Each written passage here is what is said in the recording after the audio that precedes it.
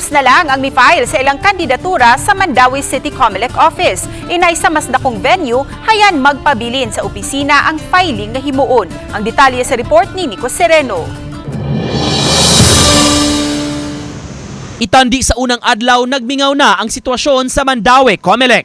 Dito na lang sa ilang opisina, sa kilid sa sports complex ang filing sa mga COCs. May tent hinuon nga gi-set up ug nakaplastada ang mga steps o proseso nga agian sa mga kandidato. Nakadeploy sab ang mga pulis aron pag-secure sa lugar. Itandi sa unang adlaw, di na hinuon kaayo daghan ang mi-file sa ilang COCs. Mao nga pasabot sa election officer, hayan sa ilang opisina na lang magpabilin ang filing sa COC hangtod sa deadline karong Sabado sa hapon. Siguro nahurot na siguro sa first day, no, kung naamay na bilin gamay na lang.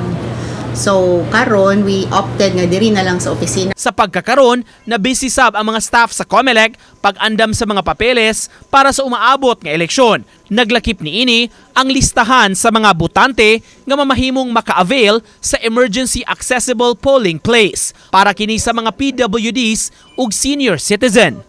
On election day, basin maktunong nga ang ilahang classroom to a second floor, third floor. So basin on election day, they will decide nga di sila mubutar dito. Ngari sila mubutar sa emergency accessible polling place nga nas ground floor. Uban ni Godfrey Relien, Nico Sereno, Balitang Bisdak.